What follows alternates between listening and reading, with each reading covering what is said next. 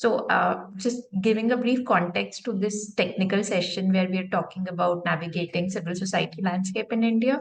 So, we know that civil society landscape in India, it has gone a significant evolution over the years, and we have a tapestry of diverse organizations ranging from grassroots organizations and community initiatives to large-scale national and international NGOs.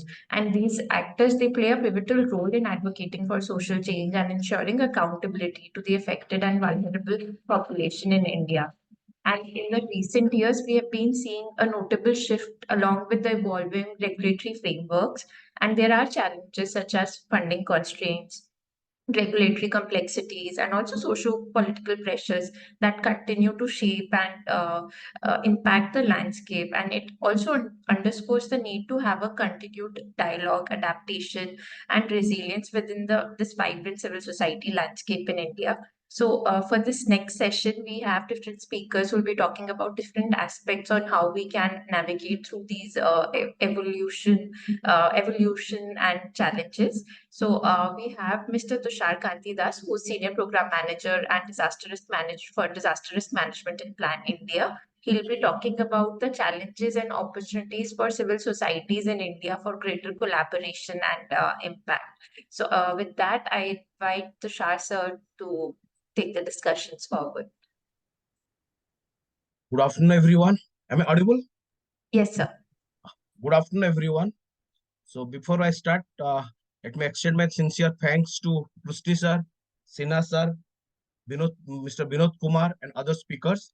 And it was really inspiring to listen the speakers. And it's a good day also to know a lot of things about Sphere India.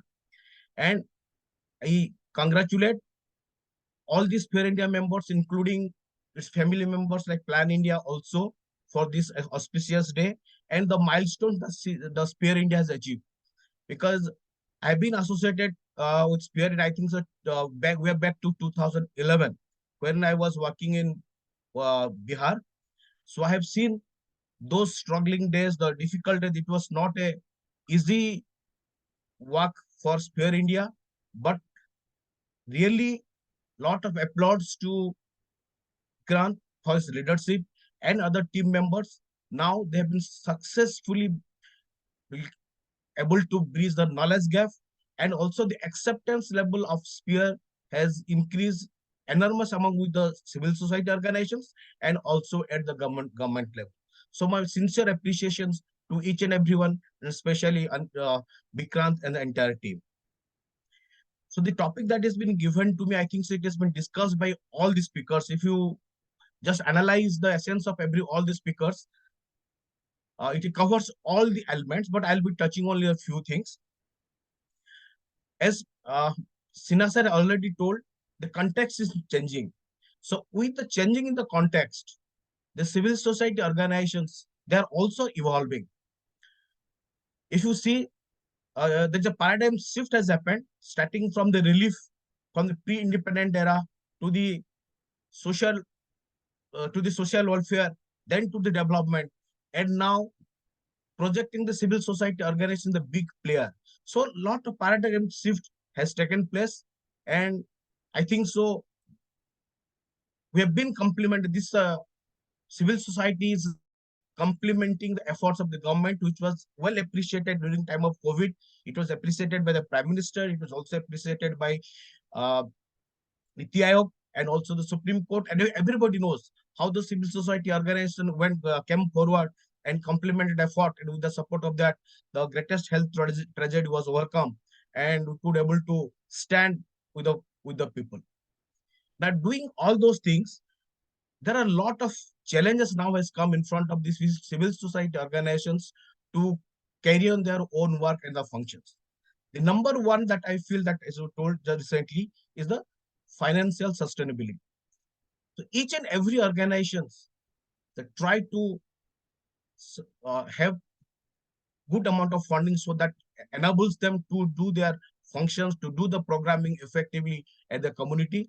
But now, looking to the context, now the donors are also changing their targets. Everything is getting changing, considering the fluctuations, considering the inflations, everything.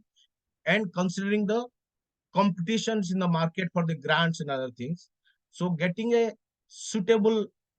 acquiring a suitable fund is also becoming a challenge for the organizations, for civil society organizations to continue their functions effectively at their community level. And other thing is just coincide is related to that also. There is a constraint of human resource because current demand is we have to hire qualified, technically skilled staff, those who will be doing multifunctional things. So to hire those, to retain those things, that also requires funds for that, which lot of organizations are now getting stressed how to retain the staff, how to acquire the skill, and how to motivate those staffs also to continue to retain. So this is also the organization, civil society organizations are also facing a lot of problems. Then regarding the digital transformations that was initially discussed by all the speakers, now present day demands, everything needs to be digitalized. Everything has to be done in a very, very cost effective way. That also many donors want, but are we ready for that? So are the present staffs are well versed with the digital and other things? If we need to change our staff and need to equip our staff, do we have those resources which will help the organizations to project the staff, to train the staff, and to convert everything to digital? So this is also one of the greatest challenge that also all organizations are trying to overcome, and hope so, considering the need, and this will definitely, they will overcome all those things. Then another most important, which I think in my opinion from the field perspective, is measuring the impacts, outcomes, and the outputs. Now, every organization, if we want to be credible organizations in the market, then we have to implement the program in a very, very cost effective way. And also we have to show the impacts. The donor wants to see the impact, and it is very difficult to show the impact in a very, very short period of time. Even, and also though when the outcomes becomes intensive. So you don't get that space, you don't get that duration of time to show the impact, but we have to show the impact, uh, which is becomes very, very difficult. And to get an impact, at least you have to implement those program. You have to do a regular monitoring of the program for 1, 2 to 3 years. Then only you can show a impact at the community level, which I think the donors are not ready to give that much of time, and also to provide that type of financial or resources support to that organizations. So each and every organizations now is trying to find out the ways how cost effective way we can implement the programs and also can show the impact. So now you have seen the corporates, whichever the grant is more than 1 crore, they are doing an impact assessment studies. So all the corporates, those are giving the money. If it is more than 1 crore, they have to undertake a impact assessment study, and the report needs to be submitted.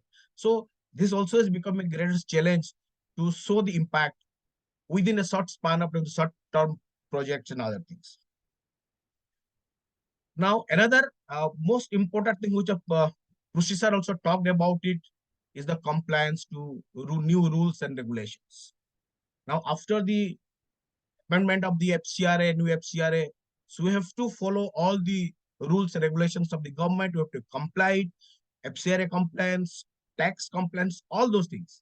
So that also is becoming a little bit difficult for all the civil society organization, but that has to be done, that has to be added, because we have to respect the laws of the land.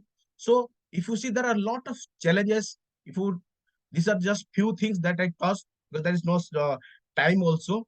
So, but even if these are also challenges in front of us, there are also a lot of opportunities also there, which we all should try to encash all those opportunities. The first opportunity, what Sinha sir also told, the innovations. Now, government is also providing funds to have the innovative programs. If you want to do the works in a very, very cost-effective way, the old ways of implementing the programs, I think, so won't give us that result. We have to think, we have to do brainstorming, and we have to do the pilot studies, and we have to come out with new ideas so that it helps us to implement the program in a cost-effective way and also shows the directions for the future and also helps the government, helps the community, and helps others also. So innovations leads to increase agility and also responsiveness.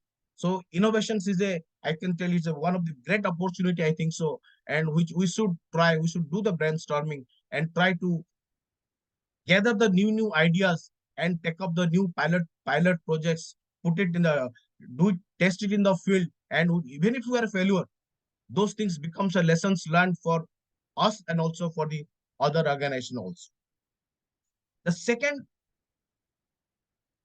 opportunity is what I feel is the cooperation and the cross-sector partnership. Now, in many of the when you submit the proposals, other thing they prefer the consortia. So unless we share our ideas, unless we open our mind to receive the feedback from others, unless we start discussing, we'll not be able to know the updates, will not be able to, will just like will remain like a Kupmanduk and that. So we need to open our brain, open our mind, start discussing, go for the partnership, learn from each other so that our proposals, our work become very productive and it becomes cost effective way. Then the most important now is the artificial intelligence. Now this is all these sector, artificial intelligence is being now implemented in all these sectors now. Now it is a high time for all of us also how this artificial intelligence can be used in our sector, especially in the humanitarian sector, especially how to often look how to arrange the local funds, how to donor management, other how this artificial intelligence can be used in this sector. So can say, though there are a lot of challenges has come up, as COVID was a challenge for all of us, COVID has shown a lot of ways to overcome, and it has strengthened a lot of our systems and other things. The similar way, even if there are challenges in front of our civil society organizations, I think so, if we start discussing open mind, share the ideas, then lot of opportunity will come in our in our path so that we can work in a better, in a cost effective way. I think so if we are committed to, if India is committed to achieve the sustainable goals, then I think so civil society has to play a greater role and complements the government's efforts. Thank you very much.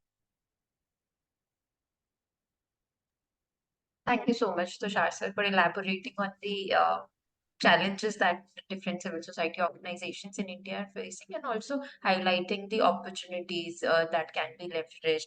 And innovation and, of course, cross-sector coordination is the way to go. And we, as a coalition and as a platform, will be happy to facilitate these kind of engagements and coordination between different stakeholders. So, thank you for that sharing, and possibly building on that only, where you've talked about paradigm shift and also the evolving landscape and challenges. I would like to invite our next speaker. We have Ms. Meghna Vaidya, who's Director Operations with Radar India. I would request Meghna ji to talk about how we can address these challenges with by strengthening the governance capacities in the CSO system. Meghna ji, if you're there. Yeah, I'm here. I'm sorry, my video is not getting on. So I'll just have to, you'll have to just bear with that. Sure. Thank you.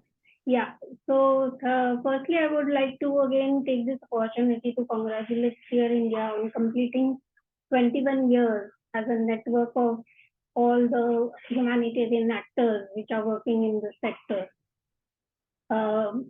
With regards to the topic which has been given to me, I would say that whatever little experience I have in this sector, after I joined Radar India, this is the first organization in the humanitarian sector where I have worked, and before that I was working in private and development sector. But I would say that governance plays an important role with regards to having effectiveness and integrity of all the actors which are working in this sector. be it NGOs or INGOs or grassroots level organizations or even individuals who are working separately, individually in this sector. So, governance establishes a framework of policies and practices which guide the organization in fulfilling their mission and vision responsibly. I would also say that, according to me, effective governance will ensure transparency, accountability, and also maintaining public trust and confidence of the donors. Because donors are what, because of donors only the NGOs and actors are able to provide relief or support to the disaster affected communities. If we have a high level of governance, then it is, the organizations can enhance their impact, encourage sustainable development, and contribute more effectively to addressing global needs. When I was part of the ExCom of SEER India, I have observed good governance there in terms of accountability, transparency, responsiveness, and also I would say that SEER India's team or SEER India has been sort of brought to life because of the eminent people like Krishti sir, then we have V.K. Sharma sir, Anil Sinha sir, and Vinod Menon sir was also there to guide these people. So all this, I would say that the whatever guidance has been given by these highly knowledgeable and experienced people, that would contribute towards good governance in SEER India as well. And that is what I think would help.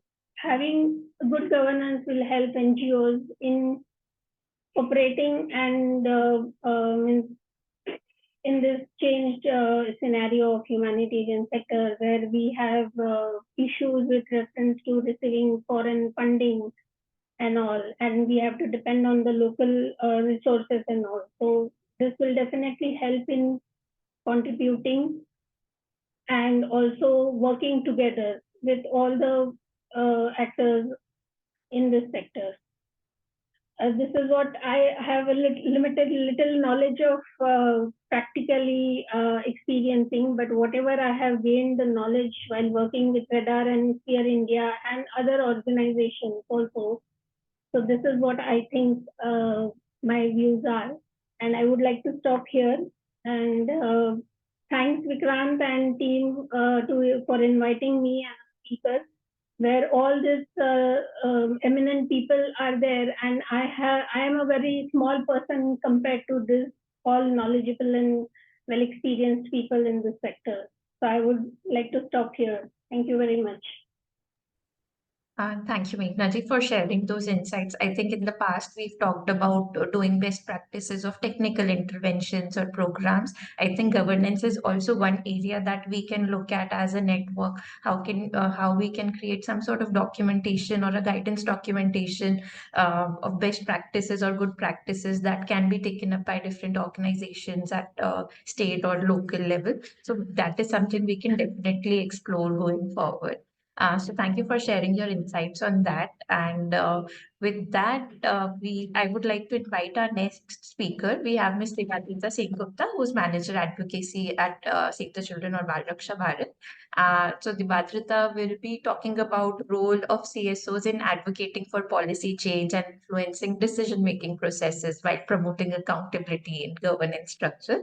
So that is what Devadrita will be reflecting on. And of course, Devadrita, if you can share more about your journey and also how Sphere India as a network and its member can contribute to these influencing these policy processes. Thank you so much, Nupur. And may I request your team to flash the presentation? It's a very short one. So I'd like to guide the discussion with it. Thank you so much. Good afternoon to all of you. I'm very happy to be here and have been listening to all the previous speakers as they shared their reflections and insights. And it has been a very interesting journey so far. It is an honor to share a platform with eminent thought leaders and practitioners of the ilk of Professor Sharma, Mr. Prusti, Mr. Sinha, and Anuruddha, along with Subirji, Tusharda, and Meghnaji on the occasion of commemorating 21 years of very hard work and innovations by Sphere India. The topic that has been given to me has a lot of varied facets to it. I'll try to cover as much of it as possible within a short timeline. So let me see how far I can do that. When we talk about accountability, now there are two other factors very commonly associated with it. One is good governance, and the second one is monitoring and demanding for the rights of the people that we are working for. It could be children, it could be women, it could be people with different abilities. It could be any sect which is vulnerable, which is distressed. And these three, in my opinion, in my perspective, these three go very much hand in hand. Without the other two, one doesn't work. So whenever we are talking about accountability, we have to talk about good governance. We have to talk about monitoring and demanding for rights. The approaches and methodologies may differ from context to context, from organization to organization. However, the necessity remains the same, if not more. Can we move to slide 2? Thanks. CSOs have always experimented within the social ecosystem in identifying and developing good practices and models. However, those practices and models bring in transformative change in the whole of society, and not in a tiny piece of it is when it is also taken up as a replicable, sustainable model by the largest welfare organization of all, the government. That necessitates creating platforms for dialogues and interfaces between rights holders and duty bearers, not once or twice, but continuously. Some of these good practices may also be concerned about improving the access of basic services and products made for public good. Some of it can be improving access to schemes and legal provisions, and some may concern standards of living and ways of life. However varied they may be in nature, they all have one point in common. They are based on what worked in reality and what didn't. What did we learn from these interventions? In essence, the ground level evidence. To present evidence, we then either speak out for who are still gaining voices for themselves, or we help them to speak out in relevant discussions that govern those services, products, schemes, and legal provisions. In short, it is our role to identify entry opportunities for that particular section of marginalized and distressed people we are working for, and then ensuring that they have a voice in determining the pathway along with service providers and elected representatives. This role also includes in its ambit the responsibility for educating the duty bearers so that they can accept the feedback proffered from the rights holders. This is not as easy as it sounds, so I'm sure you will all agree. One way of doing this is taking up a particular cause we are passionate about and then taking it forward by ourselves. And another is building alliances, strengthening negotiation positions as a collective advocacy. Both have their places and rates of success in the spectrum of interventions that we innovate and experiment and experience and gain evidence from. However, I must admit here that the second method has been steadily gaining ground as a lot more effective way of influencing policy decisions, given the socio-eco-political dynamics globally, nationally, and also locally. Bringing together at one platform complementary strengths not only reinforce the foundations of the cause taken up, but also ensures that it is seen not as a piecemeal venture, but a cog in the overarching whole of the systems, processes, rights, duties, and so many other factors that envelop a social citizen. Sphere India is a good example of networks bringing together causes and champions in one platform, ranging from think tanks to thought leaders to practitioners to innovators to policymakers, thus improving the bargaining strength of one lone voice to a collective and strong voice. Pardon me when I say bargaining strength. Being an economist, I tend to use those terms more frequently as it happens. Now, what do I mean when I say a social citizen? I mean two things. One, the person is a part of the social ecosystem and does not exist in isolation. What affects her or him may affect others also in their vicinity. The other is that the person is also a citizen within the rights and duty system to participate in civic processes, democratic processes, which then necessitate informed decisions. Where does this person gets any information? When we start work, we may be able to give him or her point or point her or him towards the right set of information, but that is not viable long term. We cannot be a supplier of information throughout the lifetime of a person or a community. Hence, a ground level part of advocacy is also ensuring that when we phase out or exit for some reason, that person is still aware of the choices that she or he may have and adequate information sources, right information sources to make an informed decision throughout their lifetime and for intergenerational impact as well. This enabling is what will eventually empower her or him into speaking out for themselves. Could we move to slide 3? Thank you.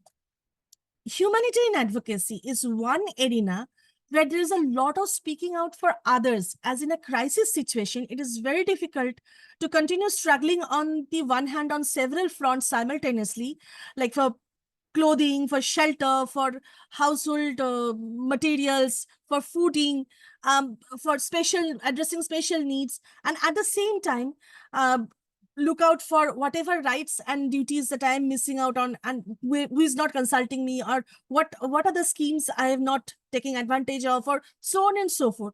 So people tend to go for what is most basic and make do. However, our role there is very, very critical. If you could move to slide 4. Any humanitarian advocacy strategy has to be perforce a long-term one. Why a long-term one? Because you cannot overwhelm anyone with all the needs at the same time, because it's a crisis situation. That is something that we have to keep in mind. But it should still be a short and crisp strategy with key messages clearly outlined so that each of the issues can be resolved one by one. Here, we do need to keep in mind that people who are duty bearers are also in a crisis mode, and they are actually trying to implement their contingency planning, which might not be that well developed, and have their own priorities and may not be inclined to prioritize the challenges we are bringing to their notice if we bring everything together and overwhelm them at the same time. Prioritizing needs into survival needs and other needs is very, very critical here, since we do not want to lose the attention of duty bearers to the challenges that rights holders are facing. Our coordination role is thus very important here, which Sphere plays exemplarily. It is important to continue to be vigilant, monitor the rights of the people in the crisis situation, ensure people can still access the provisions, material or otherwise, that are meant for them, that they're able to ask for what they need and can ably participate in the local governance. As long as rights holders and duty bearers collaborate and partner in steering local governance, we can ensure accountability of the governance structure. If any one partner is not there, then the system gets skewed. And here, there is a very critical role that localized humanitarian agencies, coordination mechanisms, and structures have to play. And thanks to Sphere that they have recognized these, and there is a lot of work on building the capacity at one point, and on the one hand, and maybe also supporting them in getting things done at the local level on the other. If we could move to the next slide, please.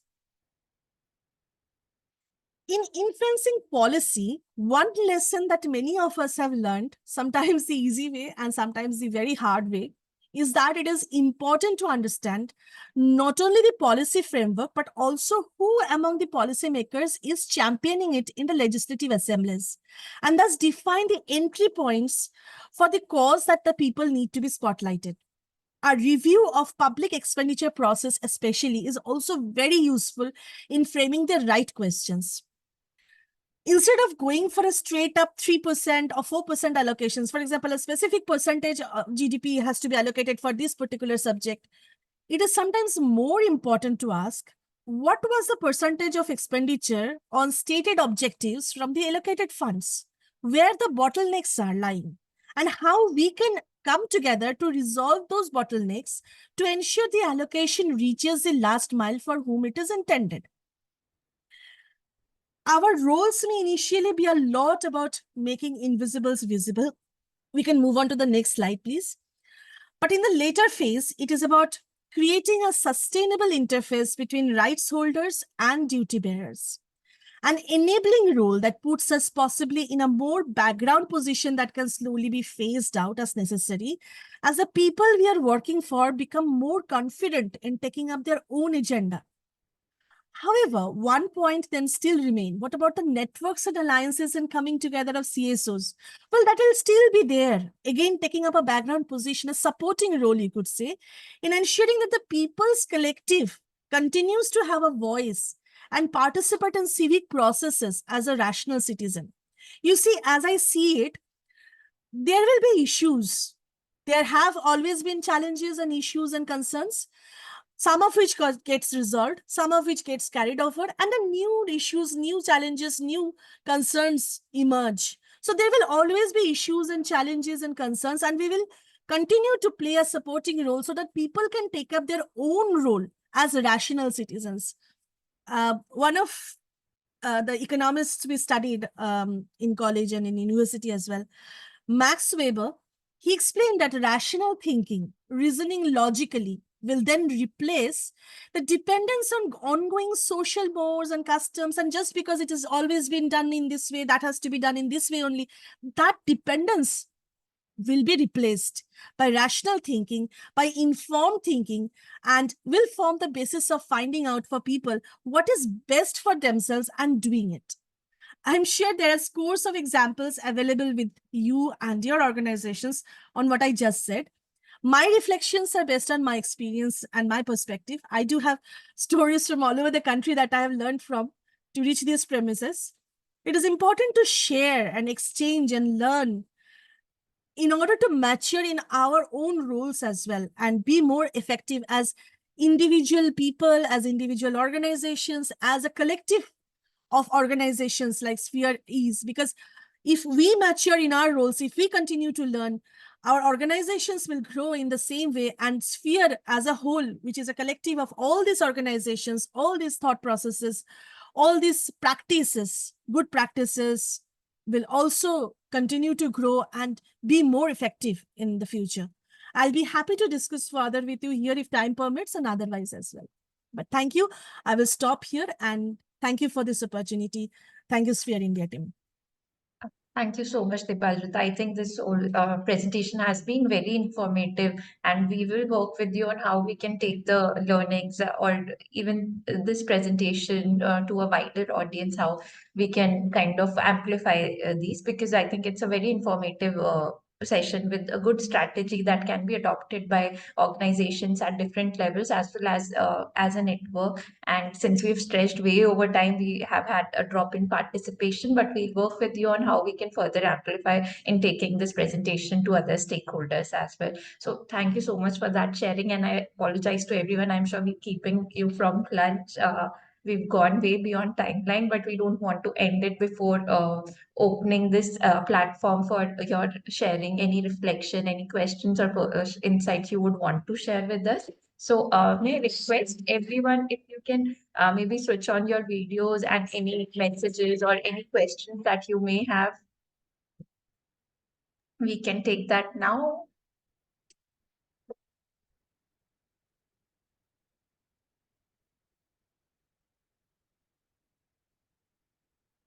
Thank you so much, everyone. It's good to see everyone, even if it's on Zoom. Yeah.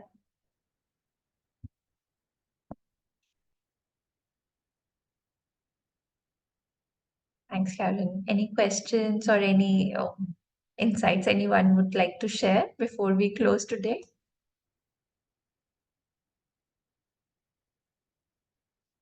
Looks like everyone is eager to get to that lunch.